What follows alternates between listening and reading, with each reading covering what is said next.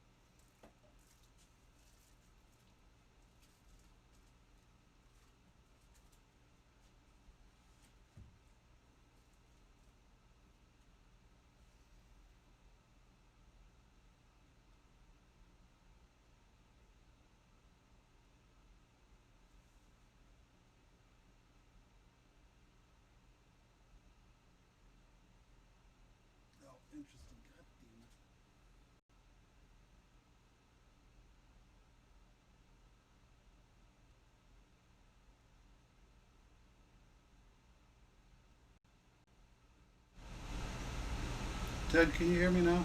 I didn't see any of that chat.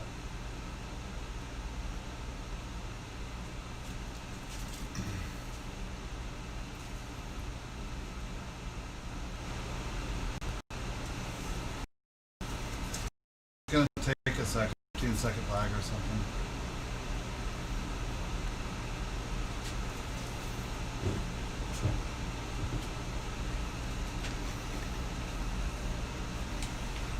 This is why I don't stream the interviews anymore.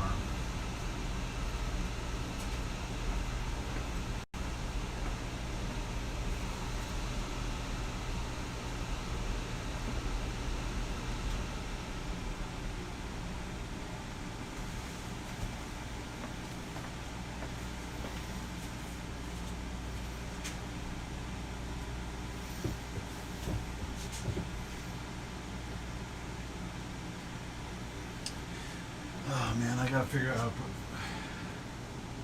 So if I turn my dehumidifier off, is that better?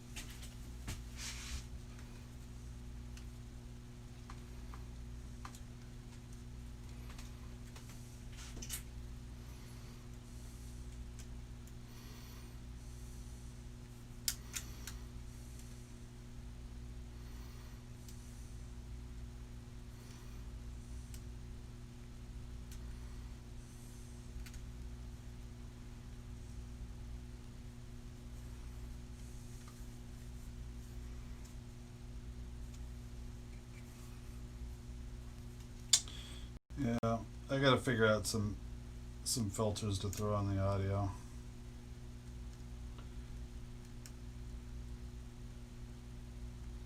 So I gotta run my humidifier.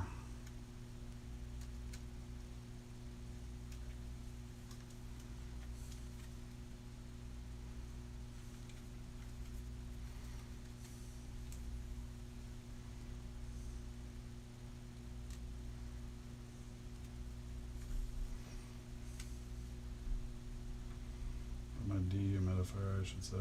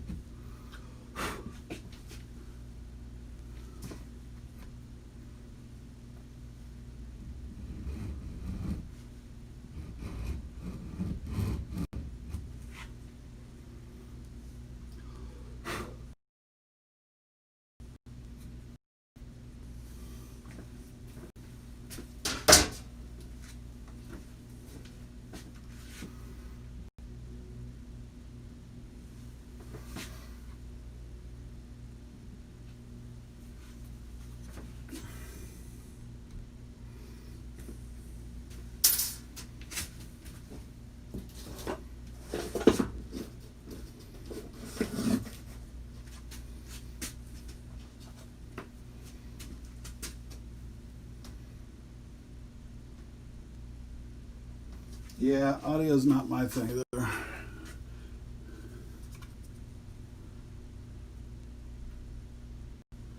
Oh, I got a nice note on there too. But this is from Daniel. This is a thing he makes for going in the... See this? I don't know if you can see that. That fits right.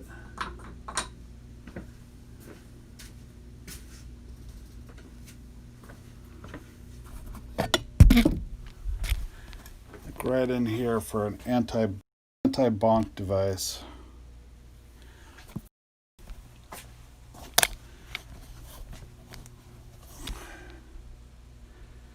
Oh boy, this is not ready for prime time.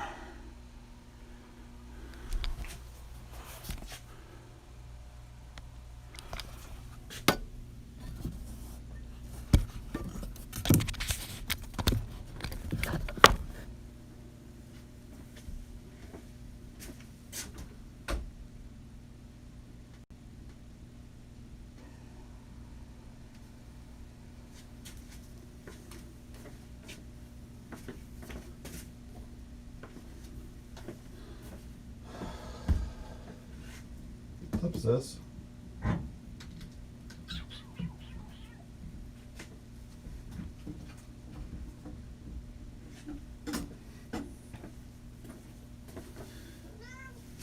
He also sent me these to hold my little things.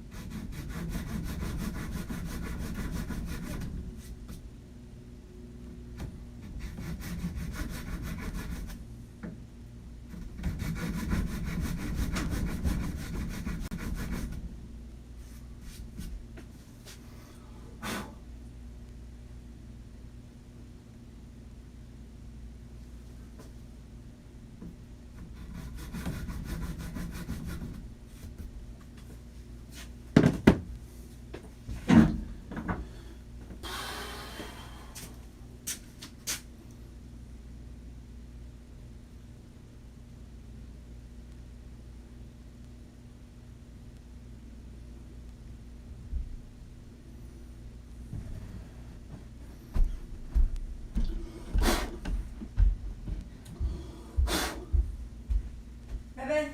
Yeah. We sent him a bottle of some really nice rum. It should get there probably next week. All right. Sent FedEx. Awesome. You want some iced tea? I do.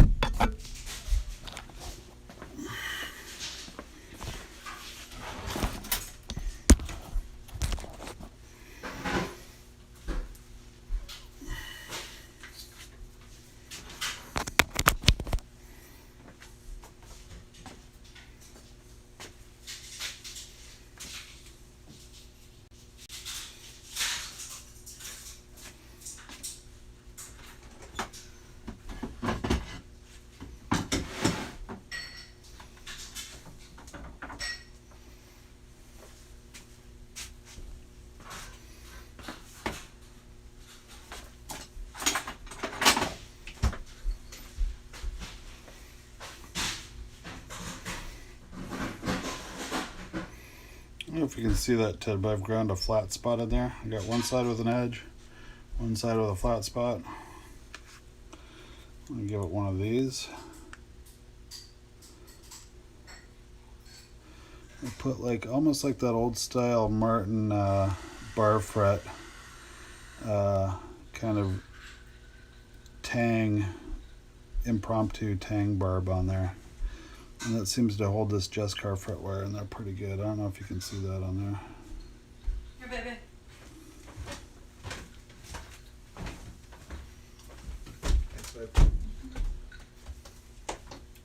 Hi, sweet Alice. And now I love you too.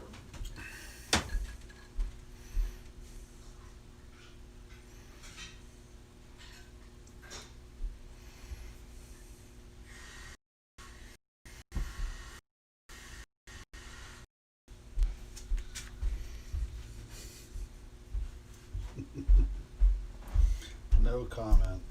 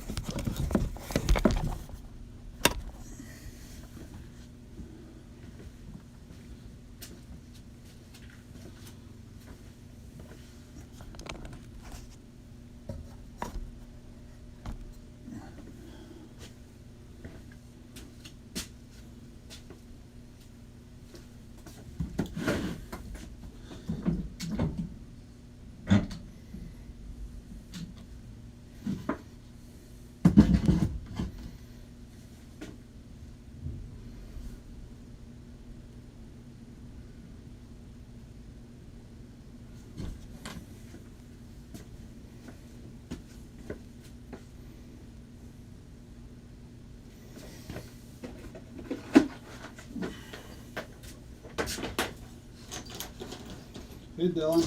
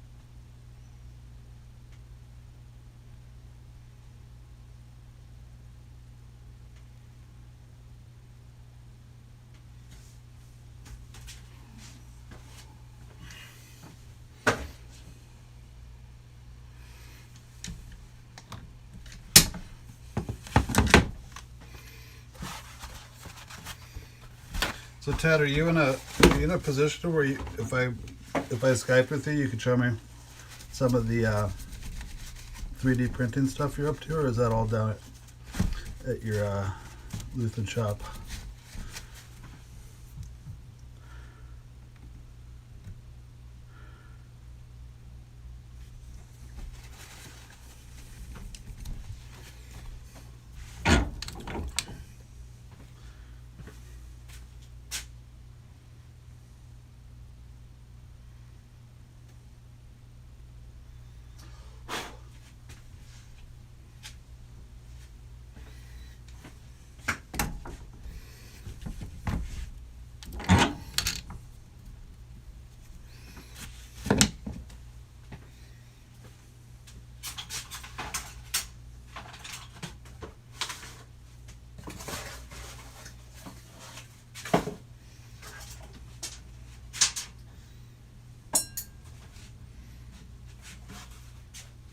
You do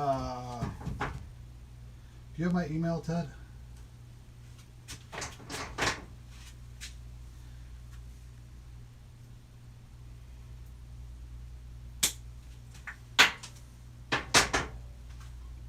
You know what, Ted? Hold on with that. I think we'll do a little Lutheran with you. Little Lutheran Third Dimension Edition.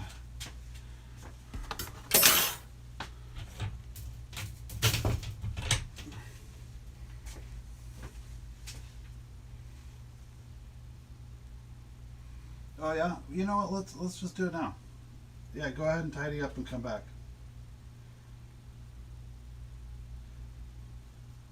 Go ahead and tidy up and come back. We'll send me an email. My email is just ian.davlin@gmail.com.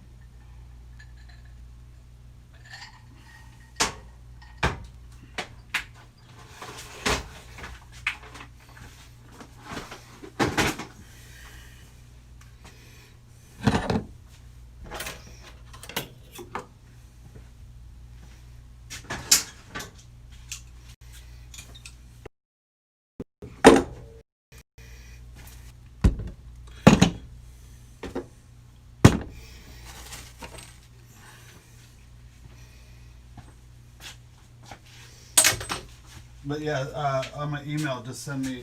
Sorry about that. Just send me whatever is good for Skyping.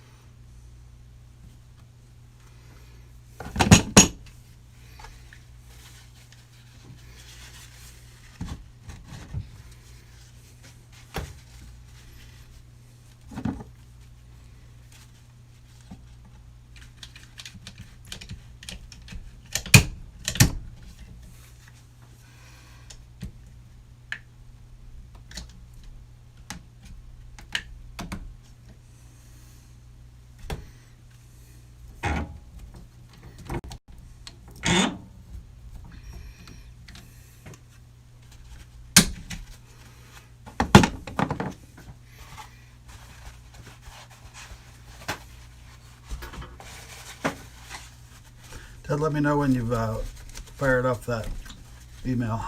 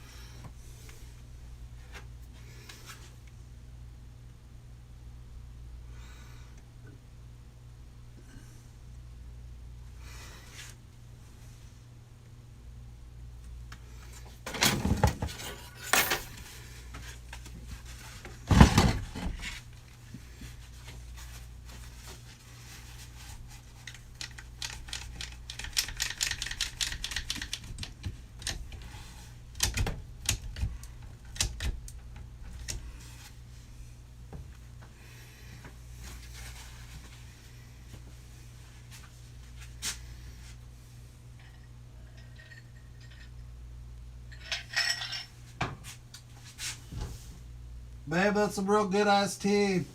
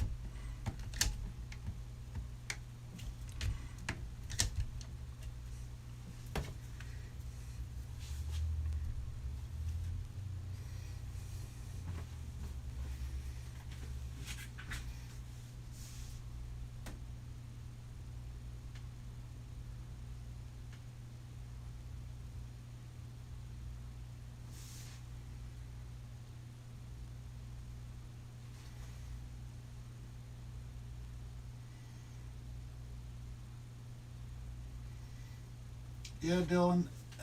Uh, if you're, I mean, you pretty much have to have the wiggle taken out of it. Like mount that Acme thread and a pony clamp into it, or something like that, or it won't work if you're trying to clamp super hard. But man, if you're, I've had it kind of fly out of there before in certain circumstances, and yeah, it sucks. I wish I had the Jaws or Jaws 2.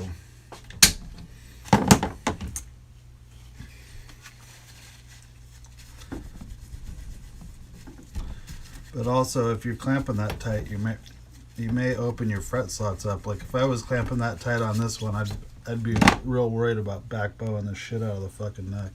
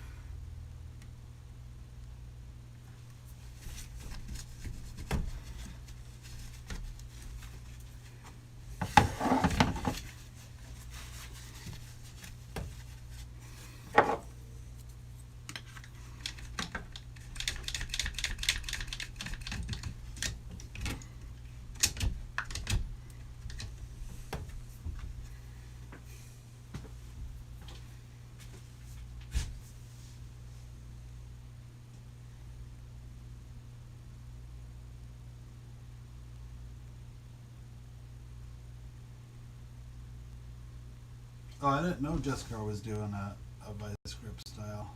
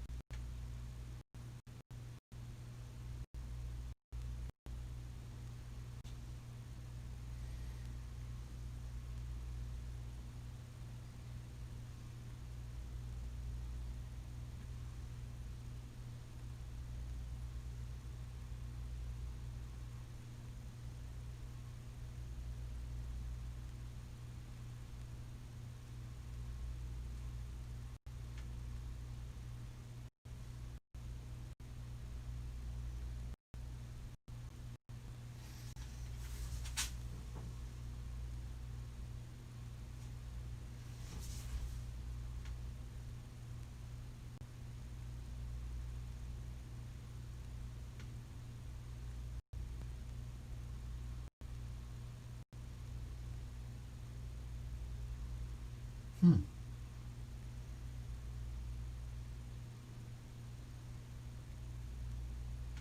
Boy, they got all kinds of stuff now.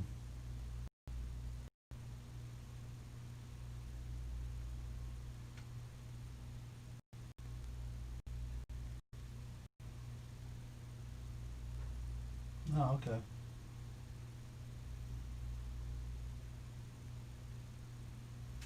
Hmm.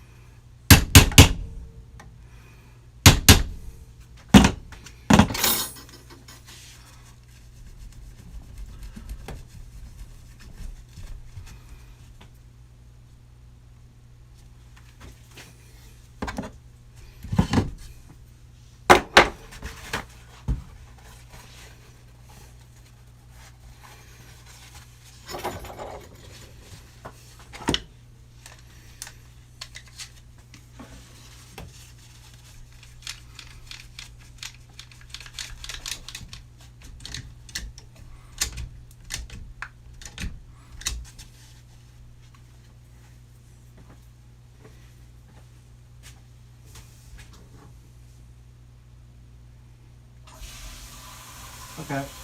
I might have to talk to Rosie here in a little bit too. So I gotta see what's going on. Yeah, I gotta talk to Rosie. Let's see. I'm gonna end my stream for a little bit, Ted. Let's see here.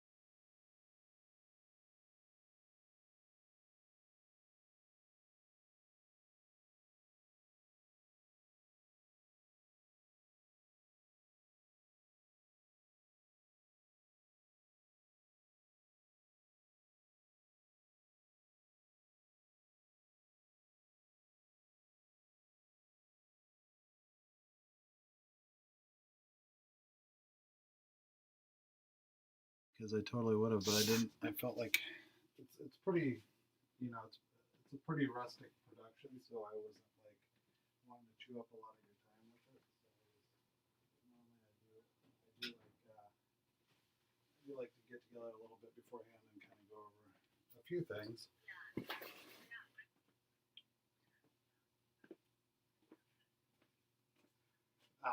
Well, let's do some at least, feign some over planning here, at least on my end. So it's pretty simple.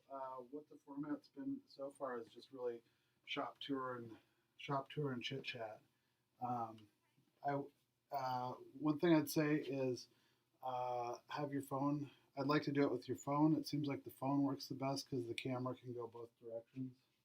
Um, so have we can do FaceTime, but it seems like the interface for Skype is a little bit better because Skype uses NDI, which will actually go directly into the computer rather than doing a screen capture. So yeah, are you on an iPhone or a Android phone? Okay, then it'll work fine on either. It's just so have the battery charged, and then I think since you got such a nice storefront and everything, I think I'd like to start from out in front of your shop if it's a nice day. Um,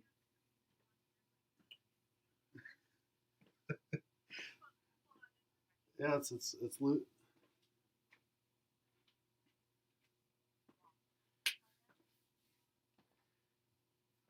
Oh well, that was just adorable. Um, so so we'll start off. What I'll do is I'll do like I'll let you say who you are and what your stuff is. I'm not doing this live anymore because I don't have the computer for it, and so there'll be some editing beforehand, including a little intro thing where I say who you are and I'll talk about your podcast and which I really love by the way. It, it, it's dual purpose. It's very interesting, but it's also wonderful sleepy time stuff. Like I'll throw that on and be listening to it, and oh my god, I just go out and in a blaze of sleepiness too. So yeah, I listen to it during the day, and I'm like, oh boy, this is real interesting, and then I'll think it was really interesting, but then yeah, I'm out.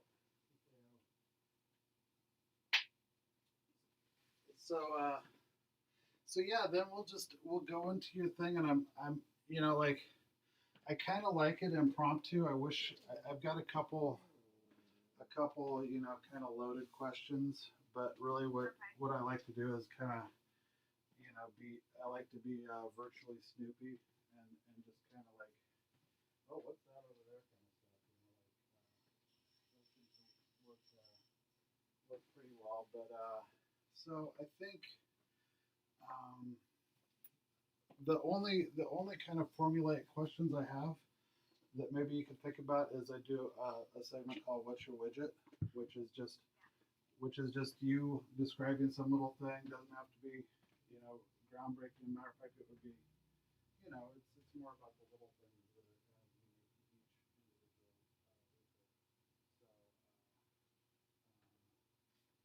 So, but I think that's it. And you know, since it's not live, you know, we can there'll be some editing and we can stop and start. And if you know say something you'd rather not, you know, be public on accident, it can be taken out and all that kind of good stuff. So, any,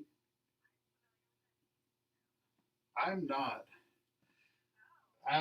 I've been banging my head against DaVinci Resolve the last couple weeks, and man, it is some dense stuff. Uh,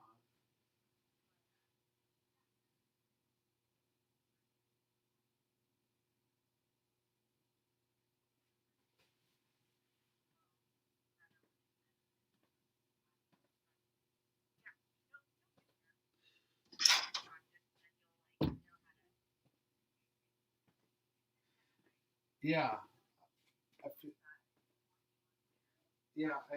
I feel like, especially on YouTube, it like people seem to be plowing through the interviews pretty good, but I think yeah, like if I could take the time to cut out some of the ums and uhs and you know maybe not you know completely, but yeah, just make it flow better so that it's more it feels you know the little glimmer in somebody's head that they're wasting their time doesn't go off.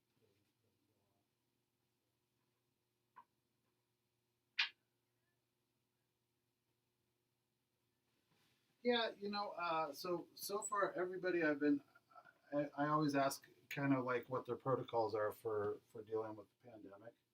Um, you know, like if we're, I don't actually know where you're located. You aren't in Minnesota, are you? Dallas, that's right, Texas. Okay.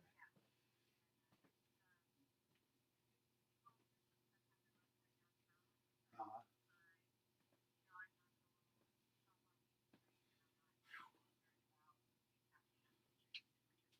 yeah, yeah. It doesn't. Well, that's the thing is, you know, this is one of the first one, not really the first one where everybody's connected via the internet, but it's yeah, it definitely has more of like an Arab Spring kind of vibe to it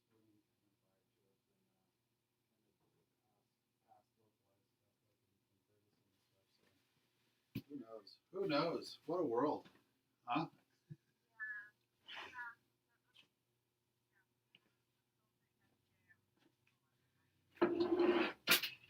Well, the good news is though billionaires are having a space race, so I'm sure we'll get that figured out.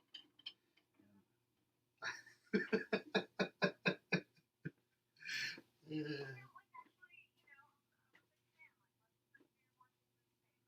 Uh, I know.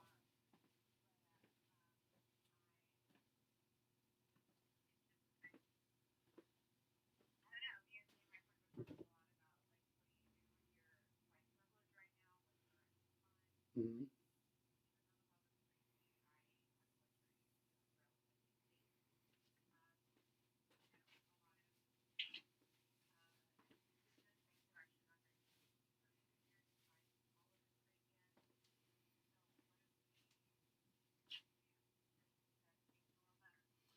Yeah, I mean that's.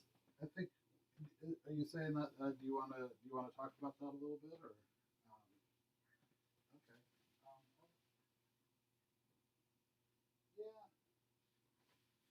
yeah, you know, nobody really has a clear answer right now. I think, and I think, you know, yeah, you know, one of the things about white privilege and kind of like on my end is, you know, maybe it's just not my time. You know, like there's the whole silence angle. You know, silence is, you know, complicity or whatever. But also, there's also something to the idea that it's not my time to go around. You know, it's not my position to go around blabbing my opinion and using somebody else's suffering as a way for me to express myself politically. Um, so, but I don't know if you noticed, but I changed my phenomenally offensive Instagram handle.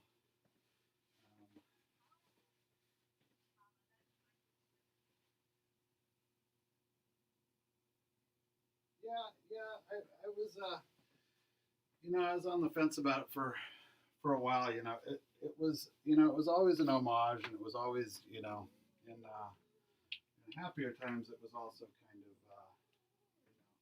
I have a hard time. I'm pretty liberal myself, but I have a hard time with some of the way that liberals express themselves, and kind of some of the authoritarian ways that they go about things, and so it was kind of a nice little, like I am who I am, and I'm throwing my nose at certain people, but it was always an homage, like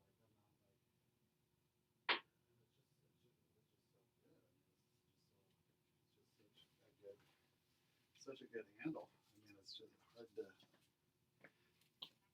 But anyway, so things changed, and plus I'm rebranding for my YouTube channel now anyway, and it was like I'm almost gonna be 50, maybe high school level jokes or maybe it should become a thing of the past. So anyway, but let's not. I'm in New Jersey. I'm originally from Oregon, but I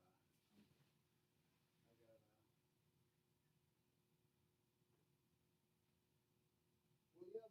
yeah,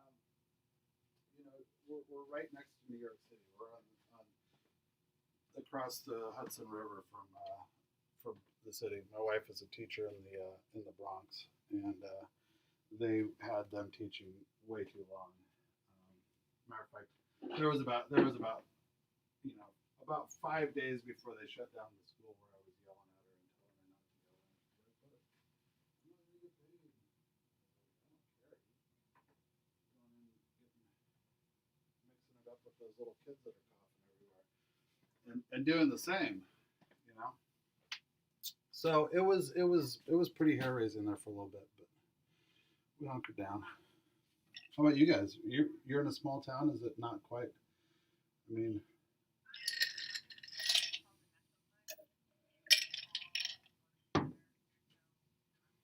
mm-hmm,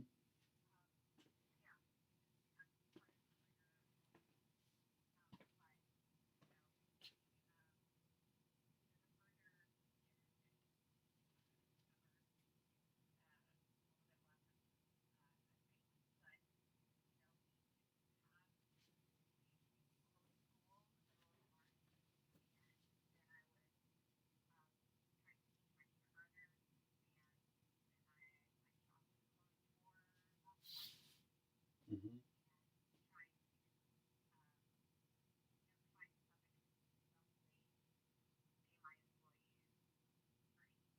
mm-hmm,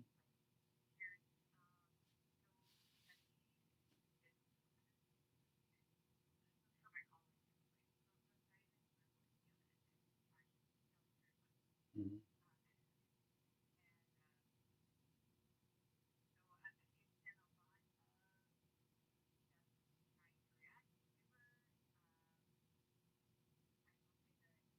You know what? I wanna stop you here because I don't wanna say. Yeah, I think it's good stuff, and I don't wanna like feel like we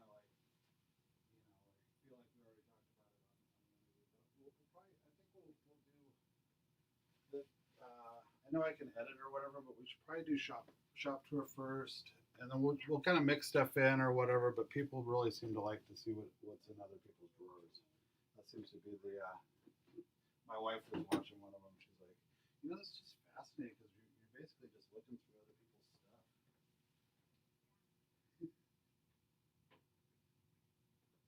All right. So, and yep, and just hit me with my email is ian.davlin@gmail.com, and just hit me with something an email that we can I can send a Skype to.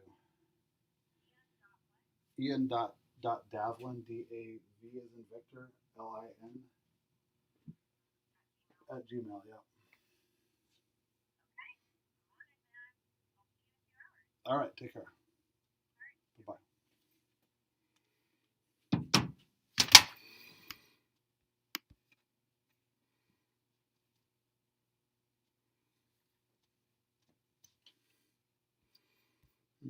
Mm-mm.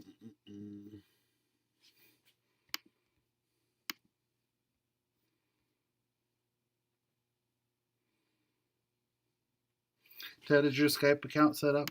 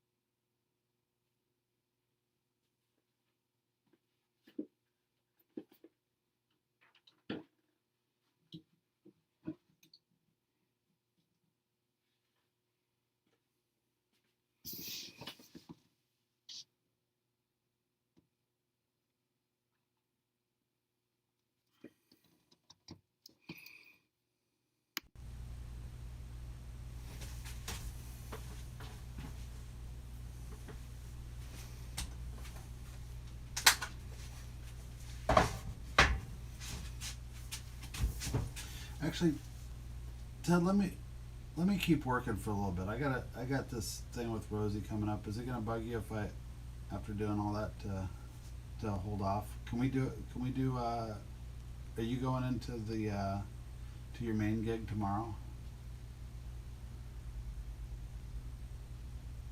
Actually, no. Let's do it. No.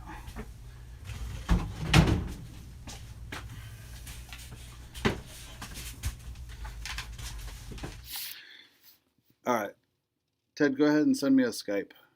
Um, Send me a Skype call.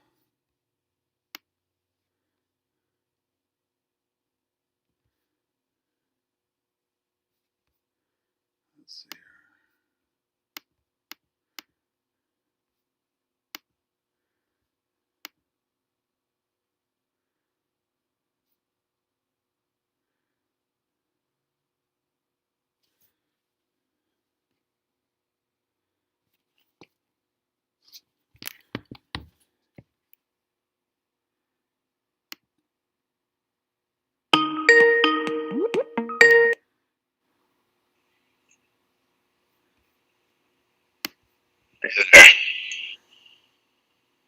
I don't see you, Ted.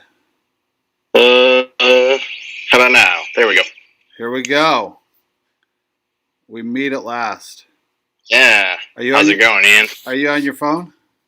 Yes, I'm on my phone. Can you do me a favor? Can you throw it in landscape and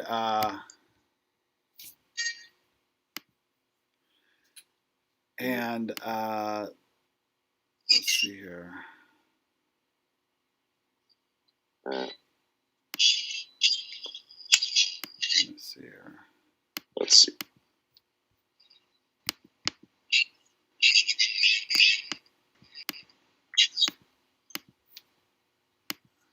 How you doing?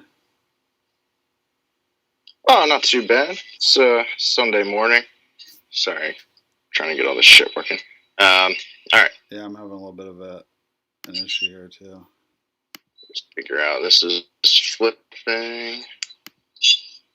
Oh, okay, cool. Well, looks like print's failing.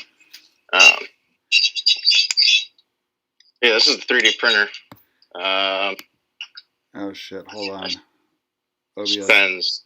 I'm not totally ready yet. I just figured I'd show you.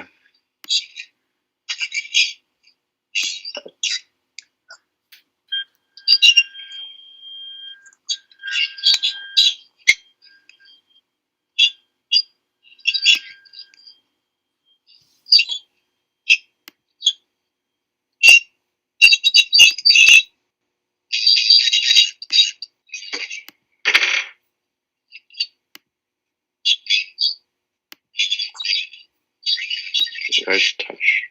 All right. I think I'm getting Skype figured out, more or less. Oh, unfortunately, my I think I gotta turn this off. Hold on. it's easier for you, we can just do this tomorrow or something. I know you gotta deal with Rosie. Yeah, it's coming So up, but that- I actually trying to get some guitar work done too. Yeah, that's cool with me either way. Actually, I let can me- show you my shop stuff tomorrow, if you or whenever. Oh if wait, you hold wanted. on. You just came up. Hold on. Let me see here.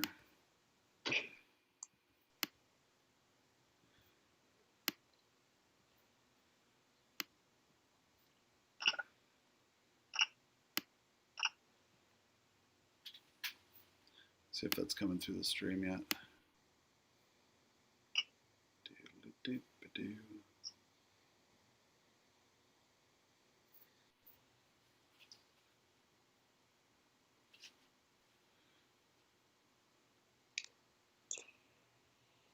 Oh, that's me on TV. Weird.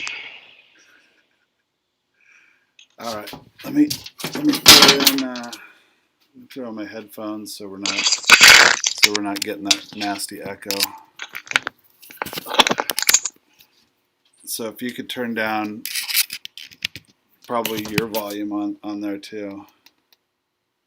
Yeah, I'm headphoned up right now. I think. I think all the echo should be good. Cool. Are we on your phone or on your laptop?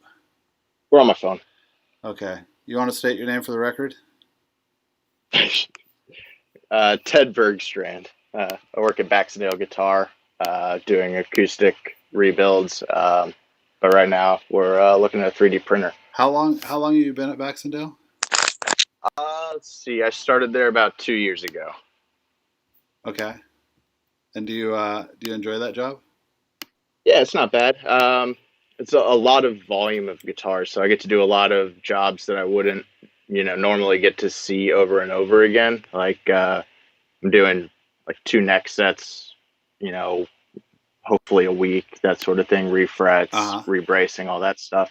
So it's a high volume of jobs that don't normally come through the pipeline that often, Cool. which is, good for me. So, and you've been 3D printing for how long? I got it in December, so I guess about 6 months. Can we? I see that. I see that stepper motor up there. Is it stepper or is it? Yeah. So it's got a stepper motor to control each the X, Y, and Z, and then also the extruder. So how much of the plastic filament here is going to get pushed out at any given time. And let's see here. Can you pull it up and give me kind of a bird's eye view of the machine? Let me flip the camera. Flip the camera here. There we go. So awesome. This is the printer right there. It's got this gantry. Oh, sorry, I'm not used to doing camera work. This gantry will go up and down. Move it here. Well, what's its margin of error, like its level of accuracy? This one's really not the best in the world. It's one of the cheaper 3D printers that you can get, but it's acceptable. If you really dial in your settings, you can get it pretty good. But the cheaper they are, the more flaws they kind of come with. And this one comes in pieces, so you build it yourself. So it's also got all the flaws that I put in it. What company is this from? This is the Creality Ender 3 Pro. There's Creality. Okay. Is that table heated? Yeah, it has a heated bed and adjustment wheels, so you can jog it up and down to adjust how flat and level the bed is. Oh, relative to almost like a rough kind of zeroing. Yeah, could be better, honestly. The plates on the Ender 3 Pro don't come super flat. So they sell glass ones that you can stack on top, which is what I've got here. So, which is new. Maybe the thing to do is, can you pull out one of the things that you printed to go on the pony clamp? Sure. Yeah. So it all started with one of these, which is just a normal clamp foot. Yeah. And then I kind of wondered if I could stack a block on it basically, so I wouldn't have to keep taping wood blocks to keep things from crushing through. And I put this kind of squishy pad. I don't know if this is coming through very Oh, well. that's really awesome. Can you show it? Do But it's you have a got- clamp handy you could throw that on? I don't at home. We get the idea. Squish it with a. So that's probably pen. the consistency of like a hard rubber sanding block, kind of like not Something like that. not like completely rigid, but at the same time about the flexibility of some rubber, hard rubber. Yeah, you could print it as stiff as you wanted to, and depending on the plastics, you can have different properties there. So some plastics are a harder, more brittle type plastic, and then this is what's called TPU, which is what a lot of the flexible cell phone cases are made out of, and so it has some give and some elasticity to it.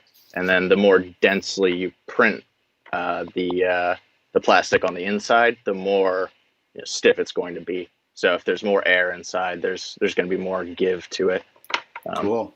I may have something I can chop open somewhere and show the. Actually, I'll just cut this one open. You can see what the inside looks like.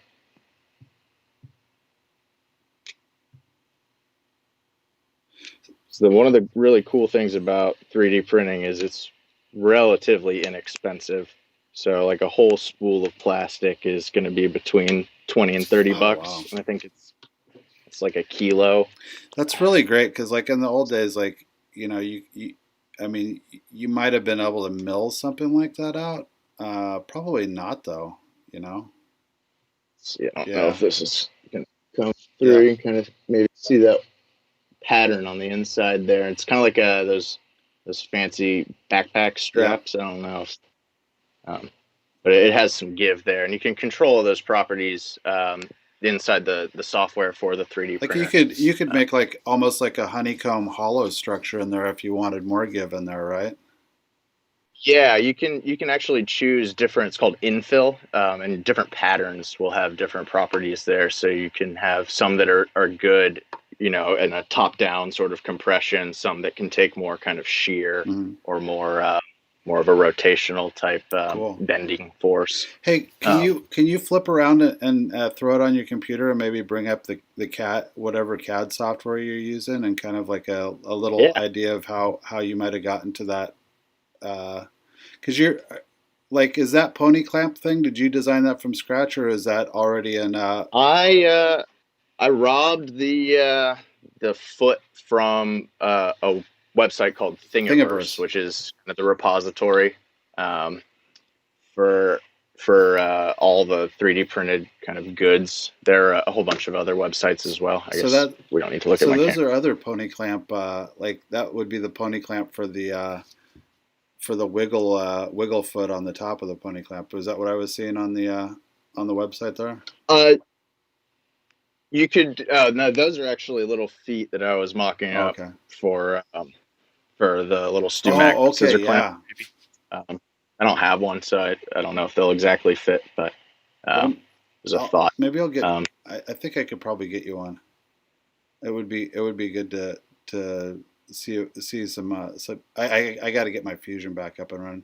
So you got you've got the ability. So okay. So what CAD program is that? Yeah, so this is called Tinkercad. It's a website, and it's run by the guys who make Fusion 360. I think it's Autodesk. I can't remember, but it's kind of their extreme hobbyist platform. You can do it on the internet. I didn't even know they had that. Yeah, it's really great. My computer's a piece of crap, so all of the heavy load is done on their servers. So my computer doesn't need to do so much, which helps. It kind of chokes on Fusion. And so what you've done there, it looks like you've taken the thing from Thingiverse and then just made some rough 3D geometry and then just stuck the two things together. Pretty. Yeah, so this red right here, sorry, it's picking up all the banding from my computer, but this red block is just a block I made, and I contoured the corners in so that it wouldn't have sharp edges. And then I imported the 3D model of a clamped foot, this gray thing from Thingiverse, and I just dropped it down so that they were sitting inside of each other. And then when it prints, they're one solid piece. Cool. So a lot of, at least what I do with 3D printing, because I'm not a really skilled modeler, is just hacking stuff together and, maybe like taking a bit from this one piece and throwing it with another shape or something like that to make something different. That's so usable though. I mean, I'm an old man and I think I could figure out how to make a widget from a 3D printer, and I think I'd just be delighted doing it. It's got these basic shapes and stuff, and you can do all kinds of neat things if you wanted to, write stuff. So what's the CAM equivalent in 3D printing called? What are you sending that to actually drive the stepper motors? So the file is called an STL file, and I just pulled up. This is what's called a slicing software. This is what the 3D printer uses, and this one is called Cura. So that's this is where you choose all the stuff. So that's the rough size of your bed down there, and it's all dialed in for your printer. It actually knows what printer I have. The software's got that stuff hard coded in on the back end, so I can just, it's easy as selecting my printer, and they plop out exactly the footprint of my bed, so I can't go over. So and it'll always fit. Are there like a lot of almost like firmware updates for your printer? Do they figure out this printer likes to fuck up this part, so we're gonna add a little bit of code magic to it to make it work a little better, or is it pretty static? There aren't a ton of company provided firmware updates. It's a really hackable platform as far as software is concerned. So there are other boards you can install. You can do stuff with a Raspberry Pi, and even set up all those cool time-lapse videos you see of people's 3D prints, or what's called an Octopi, and you can set it up so that you control your printer remotely through the internet and stuff. But I haven't bothered. Can you turn it back around and show me the slice? Slice absolutely. A little bit. So here is a model. Sorry, I'm not used to doing this kind of one-handed. Here's a model of a clamp foot attached to a block that's been hollowed out for a Martin popsicle brace there, the number 1 brace. And so what I'll do is I'm able to go over here to all these settings, which is going to probably look terrible on YouTube, but I can choose how tall I want each layer of plastic that's being deposited to be. I can decide how wide I want it to be depositing, how many lines around the outside or walls. So there's a kind of a steep learning curve if you want to jump straight into the deep end, but there are also, let me see if I can get to it here. There are also generic settings. I don't remember how to get back to it. But you can just pick, say I want to use PLA.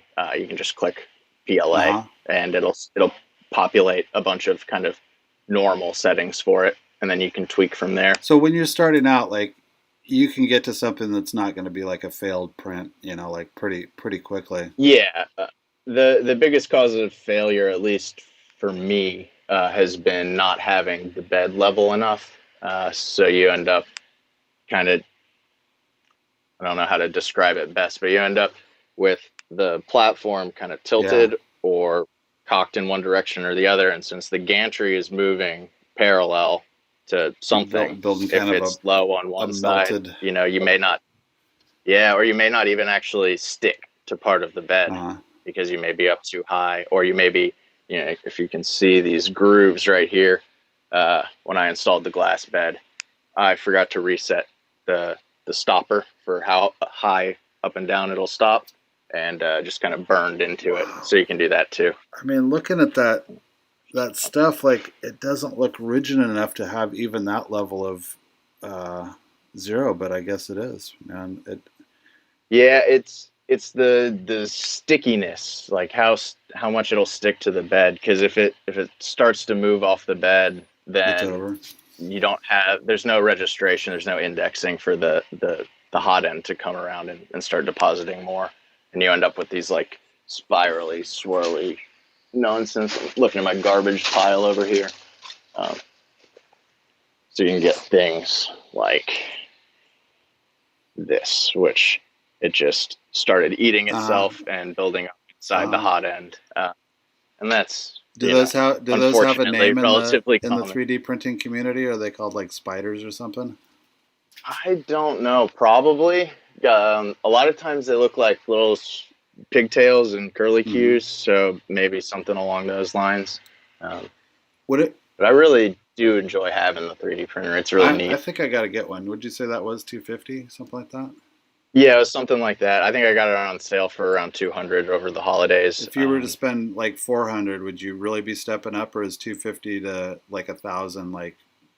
I'd probably buy this one again and shell out a bit of money for some plastic to waste, honestly. And that's the big kind of complaint that other people have about 3D printers is you do end up with, some plastic. $100 worth of detritus. And things, even if the print is successful, sometimes, the idiot on the other side of the keyboard did it wrong. That's me. And it'll come out and it won't fit what you actually needed to, or your settings will be crap or something. Like, this right here, I was trying to print something I could throw a little socket into and have on the inside when you got to get nuts out off the bridge plate. I don't understand why sockets aren't all knurled. I don't get it. It seems like I agree with you.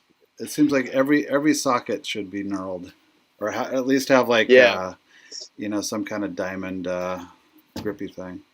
Do you have anything that, I mean, you aren't close to like starting to print on something? Can we see the thing? I can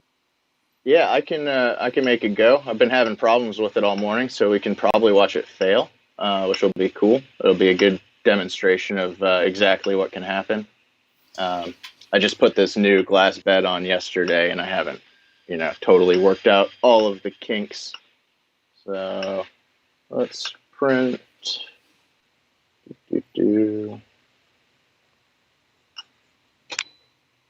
All right. So take a step back. Here's let's see if that's coming through. There's the little LCD screen, and it's telling me that the extruder, or the hot end right here, it's getting warm. You can see this plastic is kind of running through. And then, so once the bed and the extruder get to temperature, which be right up here, there's the bed temp and the extruder temp, then it will start moving around for some plastic. So is it already kind of like a little bit heated, or are you starting from scratch? I preheated it because I knew this was probably coming. What's total startup time if you're just starting from a dead start? It's not too long. 30 seconds or a minute to get up to heat, probably. Maybe 2 if you live somewhere real cold. But I'm in Georgia, where that's not a problem. And if you look, you can see all these like different green and red and all these other colors of plastic are pieces that I printed for the printer, actually, which is kind of a cool thing you can do. Do little upgrades that are made entirely from the printer itself. All right, so it's down to drop a test line down the left side. Let's see, find a better angle maybe. Oh, cool. And so it's throwing a line of plastic right there, that white. And the bed is moving back and forth. I'm not sure if you can see. Oh yeah. So what's the that linear actuator on the bottom? That looks like a pretty serious. It's a big piece of 2020 steel, and it's belt driven down here. Okay. So, or not steel, aluminum. Sorry. yeah, I see the extruded aluminum down there, but yeah, that looks pretty substantial for a low end model. Yeah, the Pro. Well, you can see I'm not close enough to my bed right now, and I'm just throwing plastic straight into the air and dragging it around, which has been the theme of the morning. Do you think the bed is flexible or something, or is it responding The differently to original one was, and I just haven't set this one up totally right. Because it did a beautiful job on the edge there. Yeah, it's clamped on with little butterfly clips, and I think that's probably most of my problem right now, is that I just did a bad job. But a 3D printer is really not something you want to buy if you don't like yelling at your tools. Oh, I love it. Because, all right, yeah, you'll love a 3D printer then. Yeah. Because there's nothing worse than getting through halfway through a print and then it knocks itself off, or, you realize how terrible of a job you did. Well, and the good news is it's just expensive enough that I'm not going to throw it across the room too. So yeah, and then you'd have to set it up again anyway. So I figured I'd show you. Well, this is maybe going to do a better job this time. I'll adjust it while it's going. Show you a couple different just dumb things you can do with a 3D printer. I looked around the house, and so we've got turnaround. So this is just a little waste of plastic. Oh, cool. Gidget that it actually printed in place, so all one piece, and it's got the spinny gyro thing going on. Lord. But it wasn't separate. It does separate, but when it printed, it was all attached as one piece. So it really demonstrates kind of some of the things you can do with 3D printing that you can't do with, say, like an injection mold or something like that. You can't have a gap in an injection mold if you don't have like a ridge in the mold itself. So that's kind of cool. We got let's see, I got a light here. This is what's called a lithophane. I don't know who made up the word, but it's basically a photo printed in relief, and it doesn't really look like anything now, but I'm sorry if this blinds you. If we drop a backlight on it. Move it over to your right just a little bit. In my screen I've got my dumb head in the way. Yeah, hold it up just a little bit. Oh man, that's cool. So it's I don't know if you can see, it's a photo of my fiance and I. It looks really good in person. Maybe like if you see it in the window, does it work? Oh, cool, man. Yeah. So you did that with that printer? Yeah, man. I just went to a website and put in a picture, and it did most of the work for me. And I printed this actually last night. Mocked one up for you when I saw Grace's logo. So we've actually got. Let's see if we can get the right angle here. I don't know what I'm doing clearly. That's all right, man. Here, I'm gonna take my stupid head off of the thing here. There we go. Oh my God! So when it's backlit, you get the different shades of darkness depending on how thick the plastic is there. Dude, that is so cool. Yeah, it's really neat. So like this printed last night, no problem. I printed a 14-hour print overnight, and then this morning I tried to get things set up to do this, and I'm getting this pile of garbage. So that's kind of the way it goes. Maybe 3D printing isn't for me because that, like, the things that really send me over the edge are doing things the same way and getting different results every time. Like that, just something. It's like the universe is being unfair in a way that just drives me crazy. Like I'm 5 years old and not getting an ice cream when I ought to.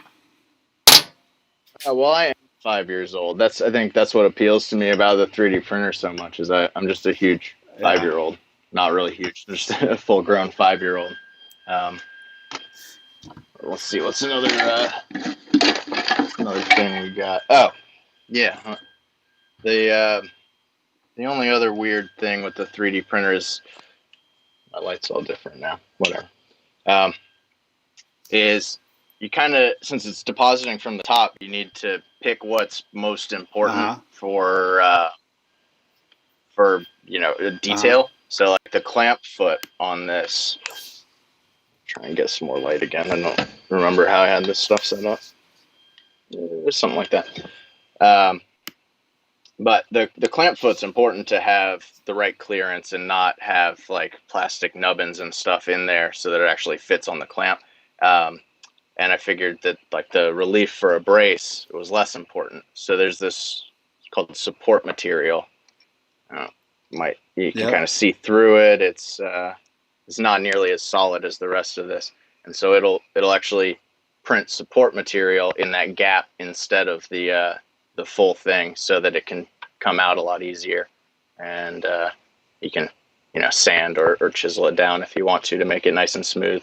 But since it's printing top down, it's got it's got to overcome gravity effectively, and it's got hot plastic, so it really wants to droop, which can be tough.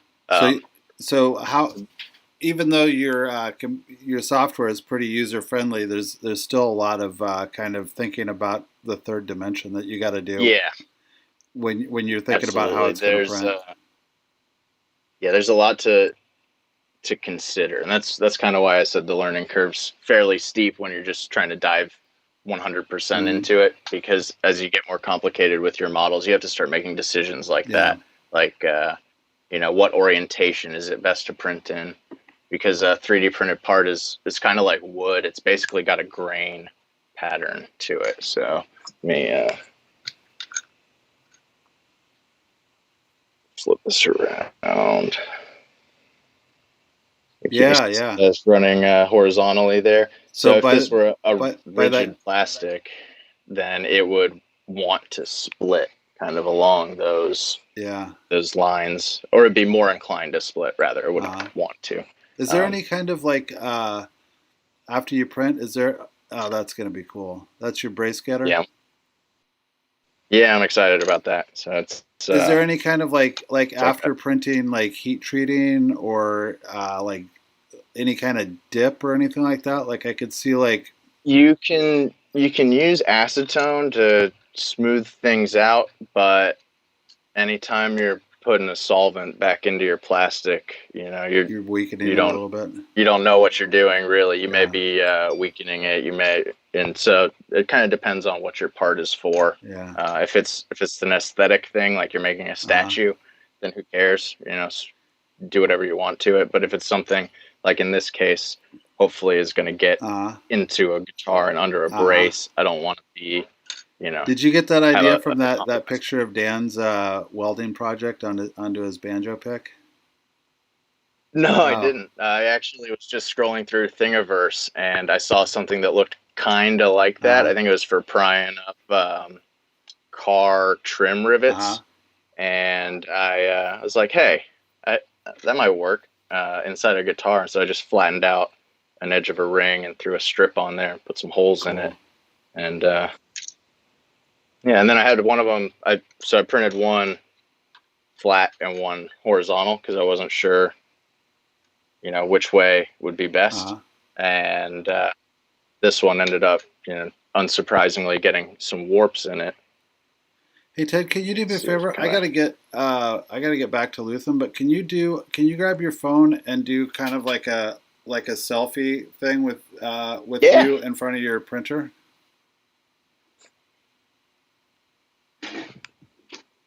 Maybe. There we go. I'm gonna use that for the thing. All right, man. Hey, thank you so much. I think we're gonna we might have to do this as a segment because I think there's I think we got a lot of collaboration ideas that can go into this thing.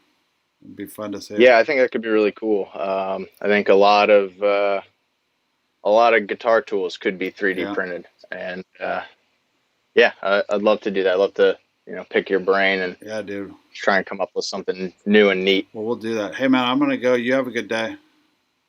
Hey, take care, man. Good talking to you.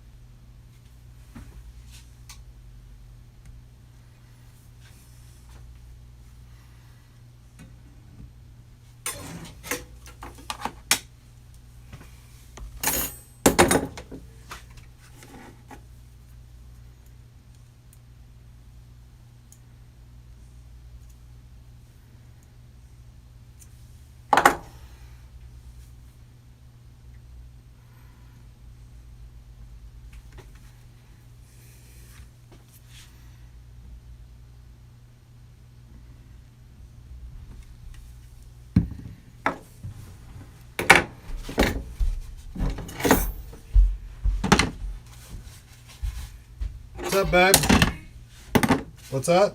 Are you hungry? I am. I'm gonna make some food. We're gonna have sausage. Yeah, I'm gonna make us some sausage quesadillas. Oh boy, How's that sound? that sounds delicious.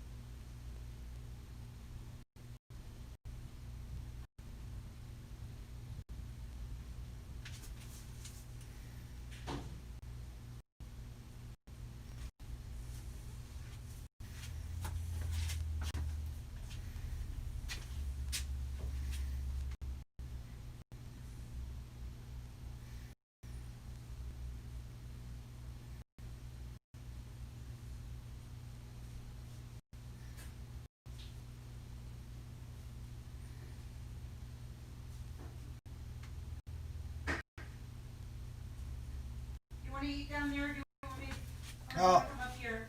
Oh, down here. Well, I can come up. It's up to you.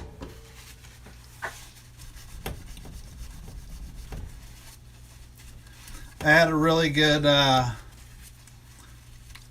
chat with this young man named Ted, Who? with this young fellow named Ted, who's doing 3D printing. Okay.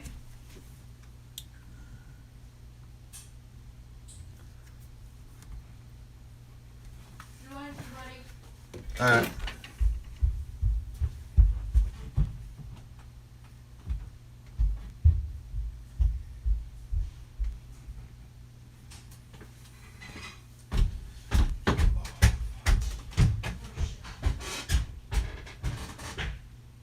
Thank you.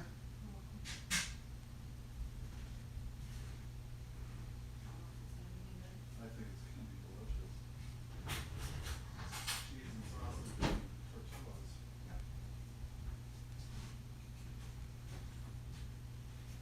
You might want to put sour cream on it. Yeah, you know, I had a lot of sour cream last night.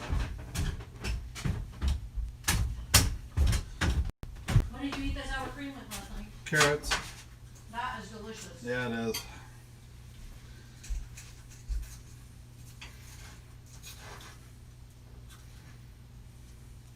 How was it? It's good.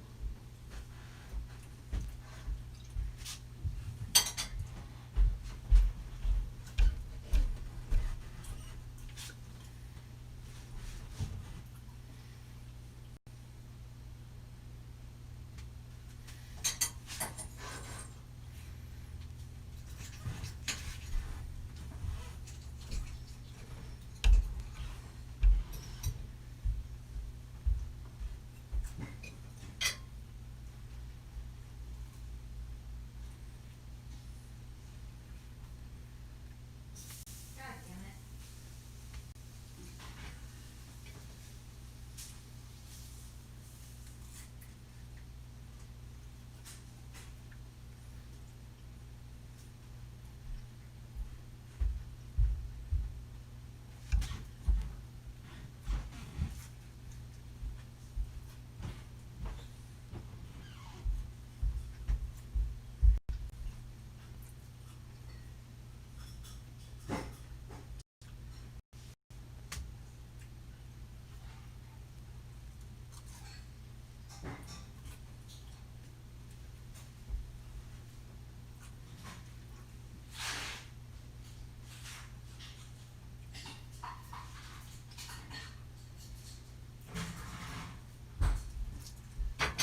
There's a lot more iced tea if you want some.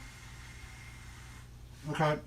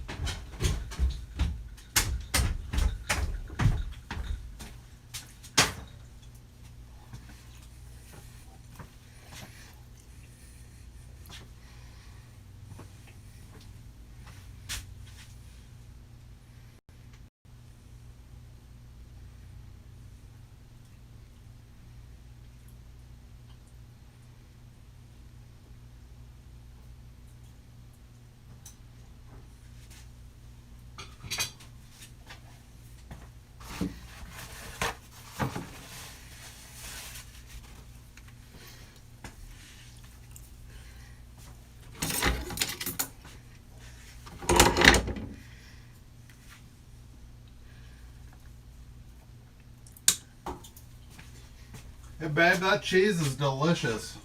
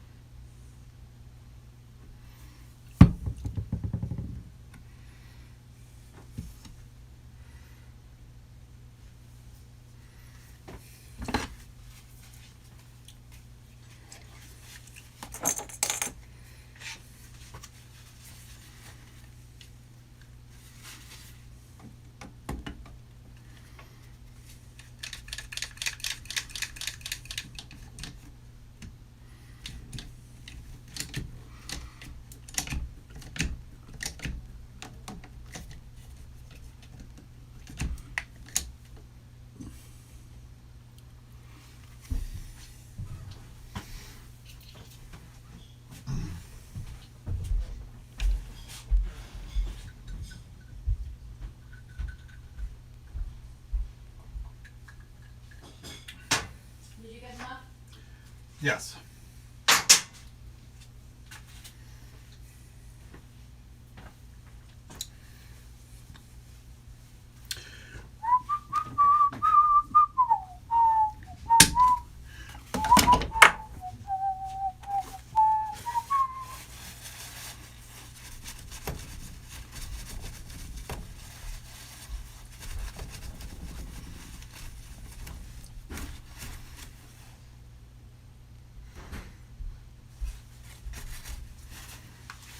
This cheese was it was from the fancy cheese shelf.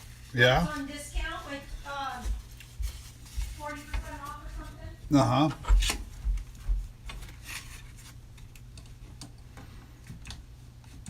Well, it's pretty fancy. They put the discount sticker right over what kind of cheese it is, so I still don't really know what kind of cheese it is.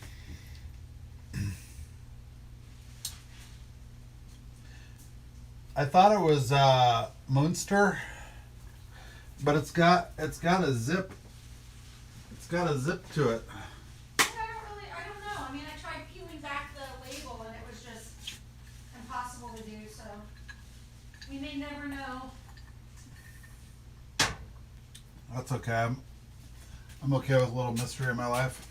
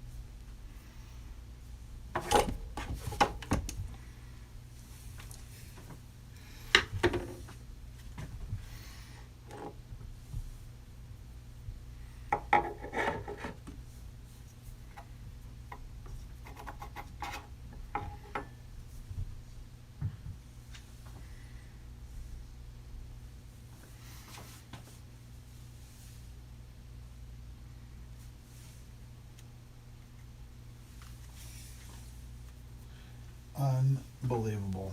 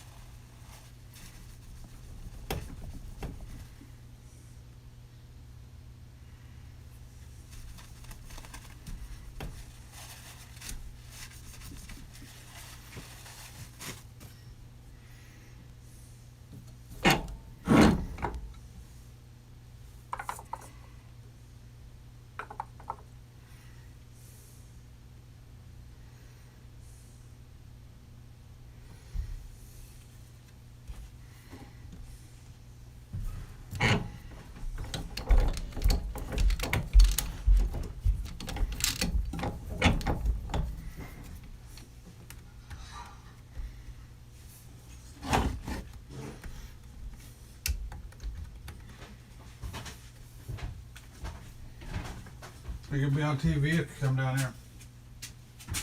Why am I on TV? Because I'm streaming.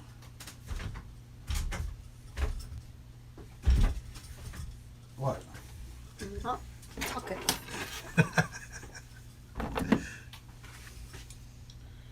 Where'd the sugar go? I'm not sure. Oh dear.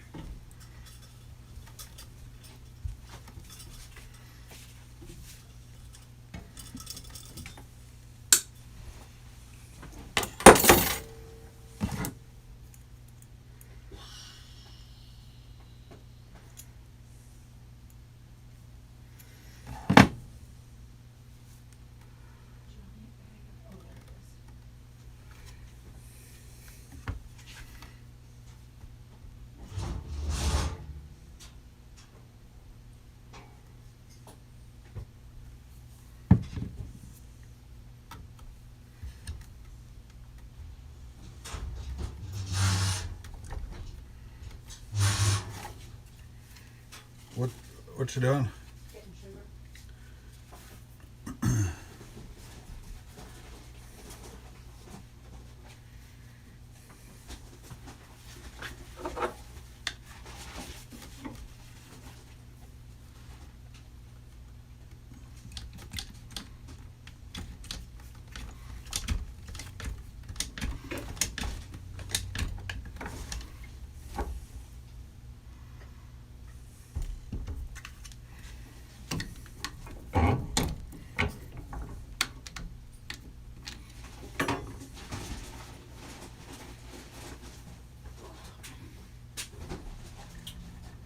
How many people do you have on your thing?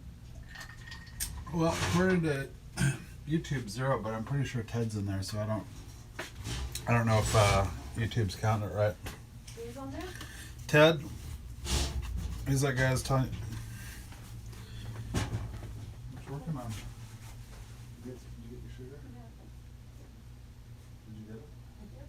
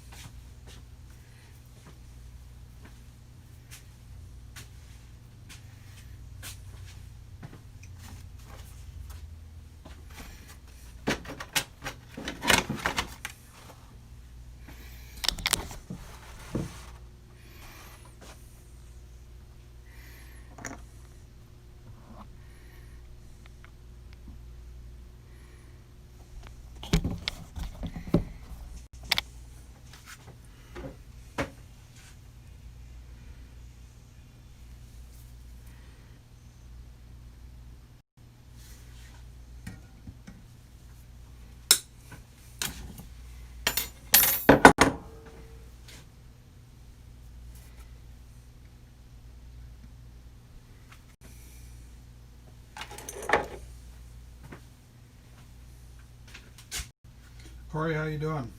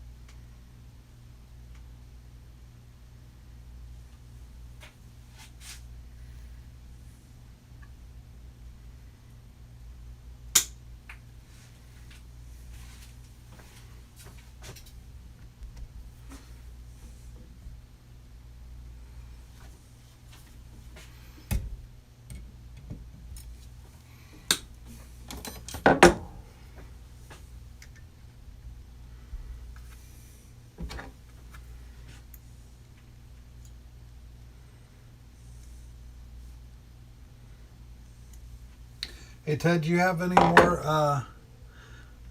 You have any more experiences with that? With those 16th inch heaters and that setup?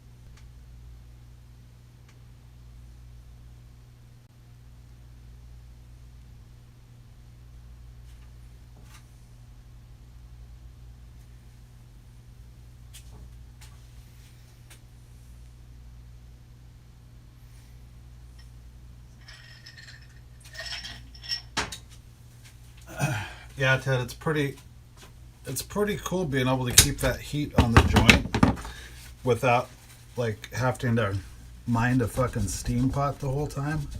You know, you're just kind of like able to walk away from it and do other stuff. Meanwhile, that slow heat is just, you know, making pulled pork.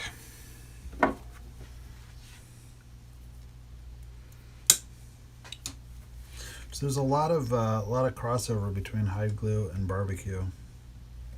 If you think about it, breaking that stuff down, 150 degrees.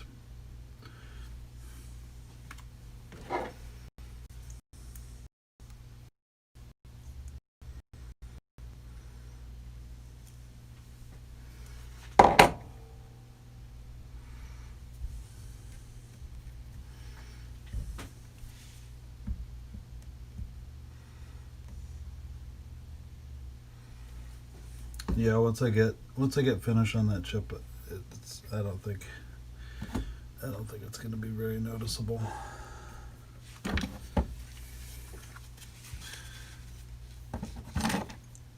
I'm thinking about writing up a waiver for incoming repairs. Kind of a shit happens waiver.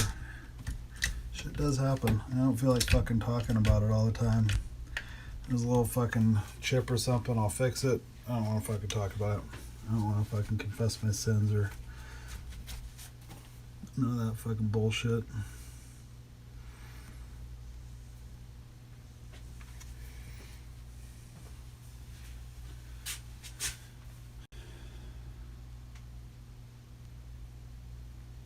So Ted, are you getting close to showing the old man the Richcraft?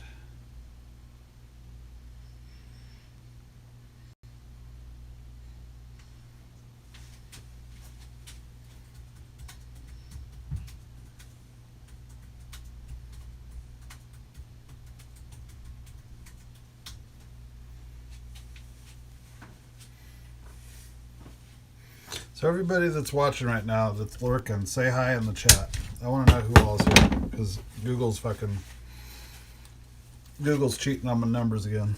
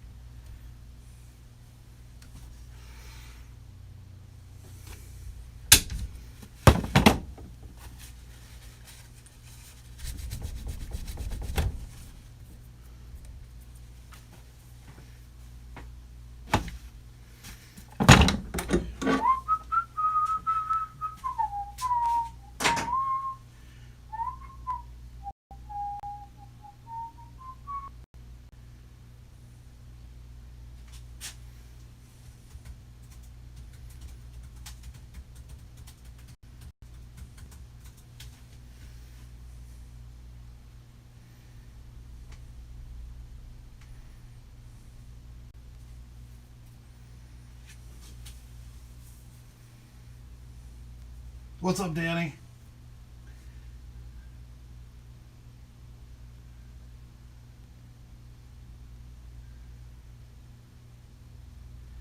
Ted, I would use shellac in the airbrush, but I would have one airbrush specifically for it because it's off to the races with bullshit with that airbrush as soon as you put shellac in it. Corey's right, it does clog it. If you thin it down, you can make it work pretty good. But I haven't done it in a long time because it's a bear on the, especially the airbrushes. Like it's so little, it just gets really gummy. There are some exotic alcohols though that you can clean the brushes out pretty good.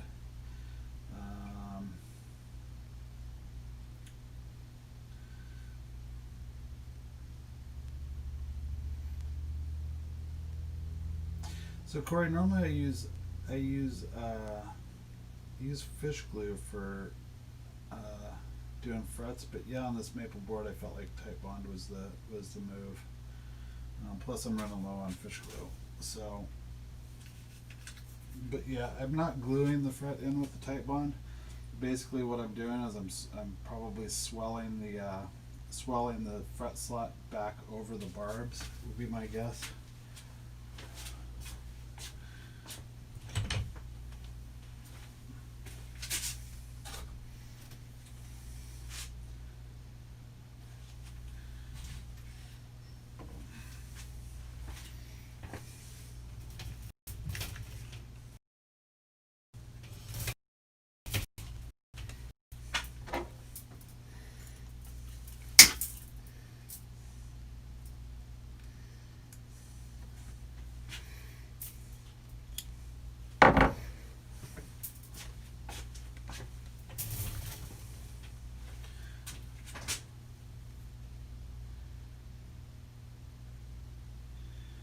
Danny, I'm not sure. Hi, Daniel. Danny, I'm not sure what that means. I push them in with the quick grip, and then I let them sit for a while just to make sure that they're going. I give them just about 50 seconds to make sure it's that everything's kind of in position. No, I don't put a radius block on it overnight. Might be a good idea though. I never really thought about doing that. I know my frets are a little bit different the next day. I always wait a day before I level them.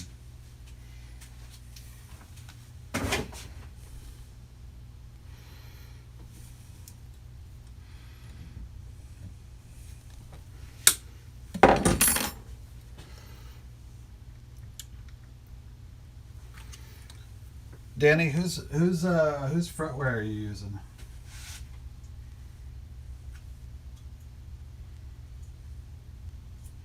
Using Jessica fretware, or using Sumac fretware?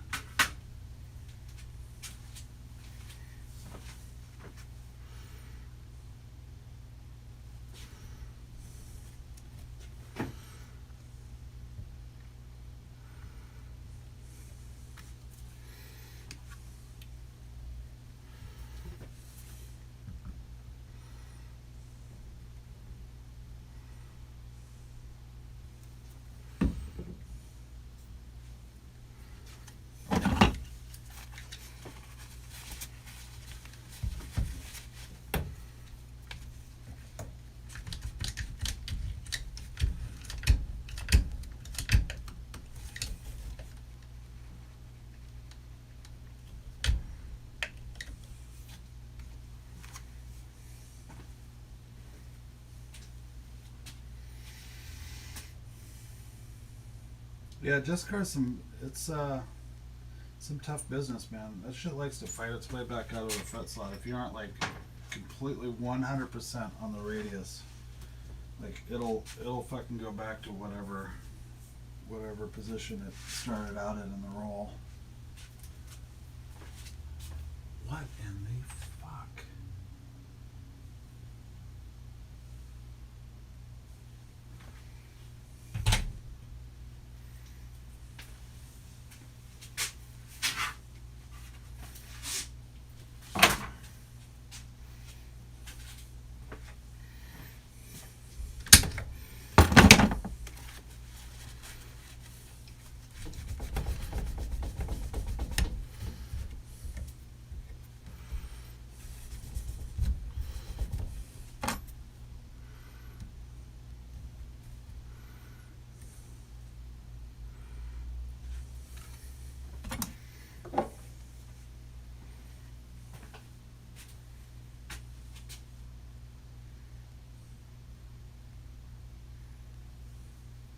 No, there's a definite difference in the alloy.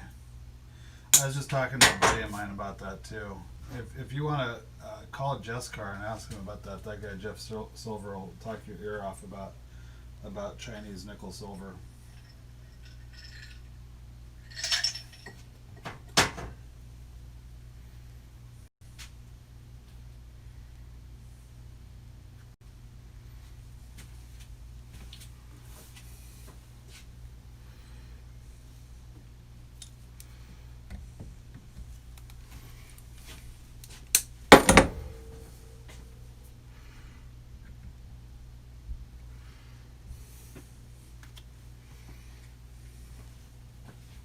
So Danny, you clamp your frets up in the like a radius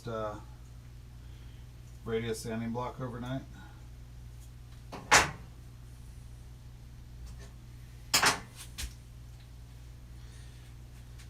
Yeah, Danny. From what I understand, like it's any of the cheaper fret wire. Like they say it's like whatever the nickel silver is, but apparently it's really difficult to extrude if it's got more nickel in it. So, and they don't want to replace their dyes, so they definitely they water it down. A lot of that stuff's pretty watered down.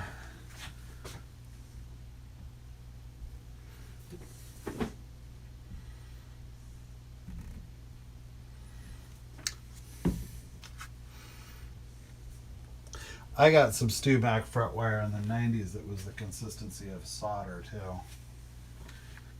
I couldn't believe it.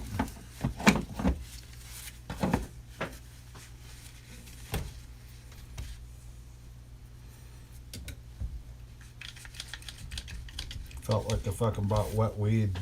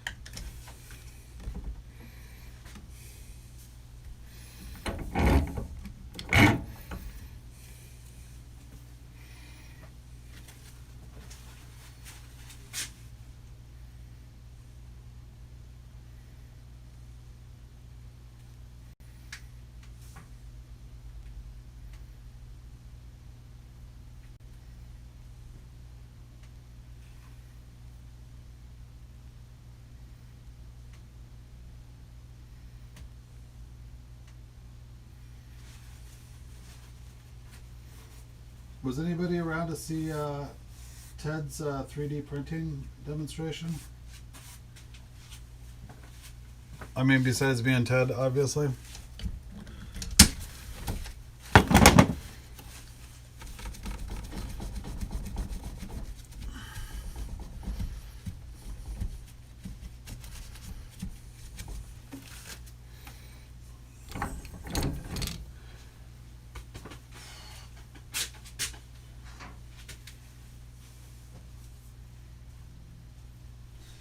Danny, those neck rests didn't turn out to be all that good. The one I made for myself was pretty heavy. I'll make you one. I'll tell you what, I'll make you one.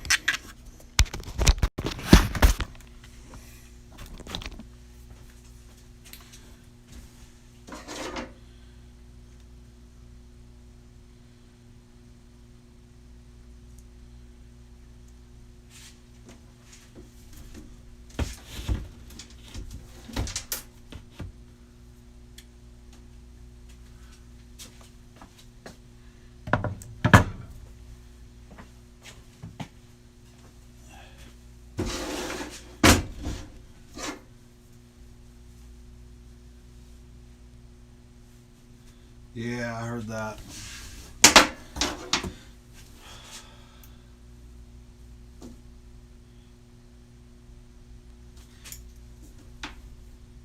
Danny, you up for some Z tonight?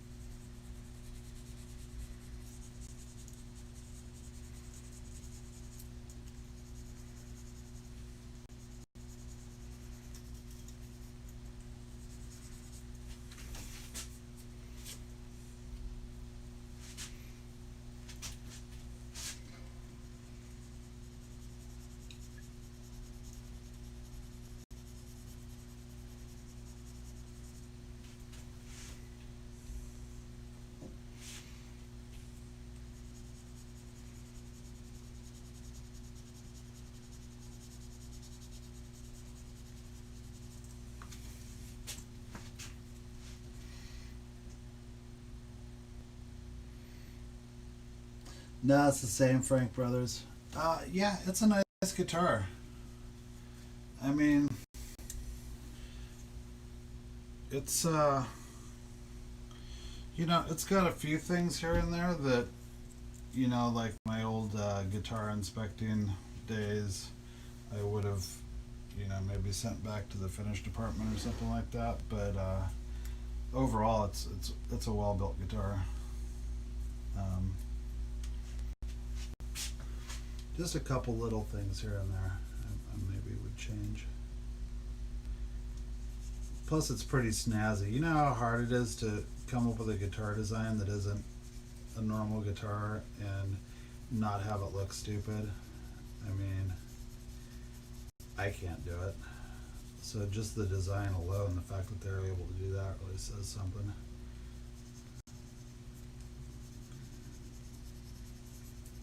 This thing is my fucking bane right now, though.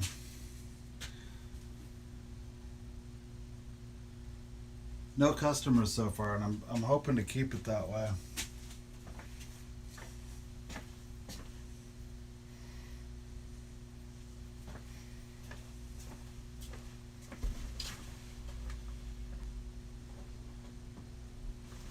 You know what? I might have a couple customers.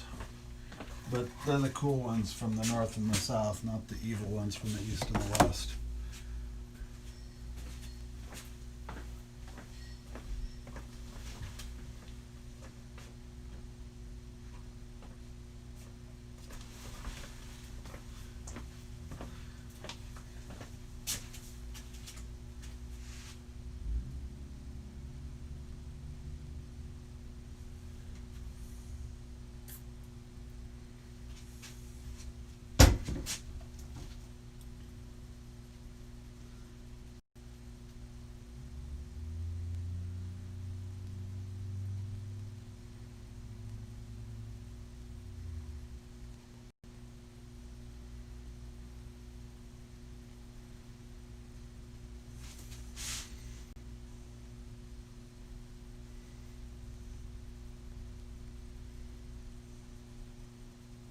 I should have said no to this project. I should have said no. Goddamn fucking layer line.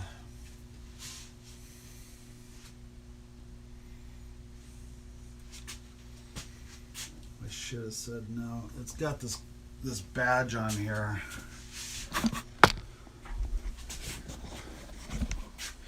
See that badge? That badge is making everything 10 times fucking harder.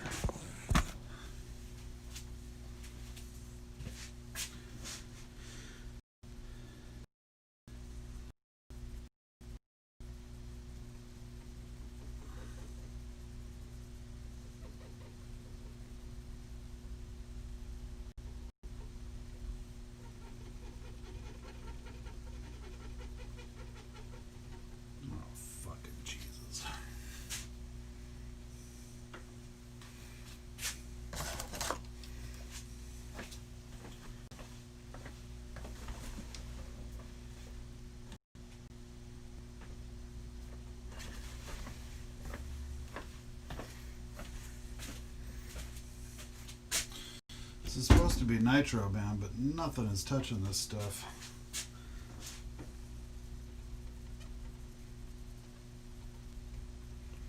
Not melting in.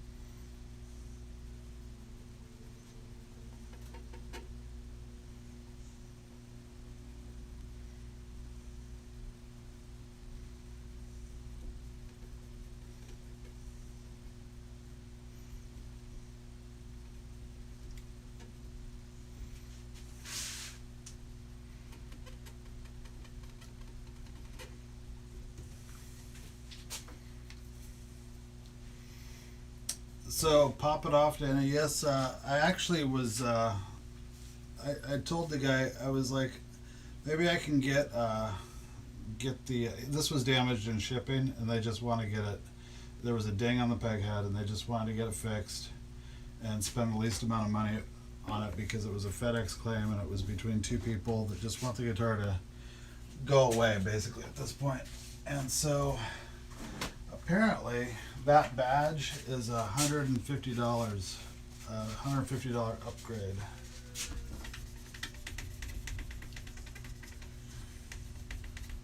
Oh my god. That's just fucking Layerland City, man.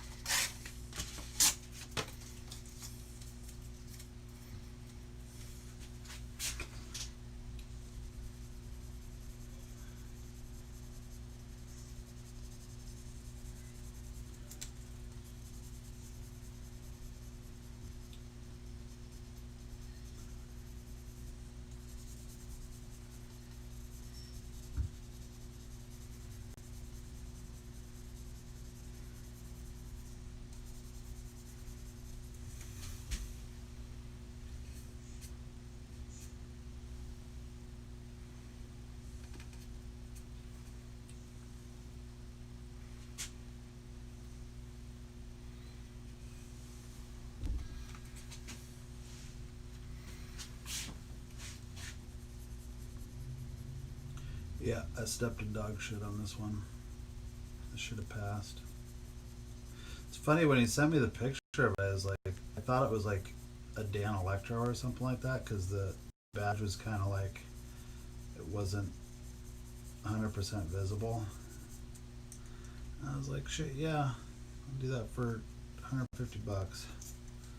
Psst, fucking $150. Plus, it's got some weird thing like when I'm spraying stuff onto it, I'm like the top coat on this is so thin. I'm like rearranging their color layer. I'm rearranging with my solvents. So I've had this color like fucking dead to rights like 10 times, and it just keeps kind of floating around and looking different the next day.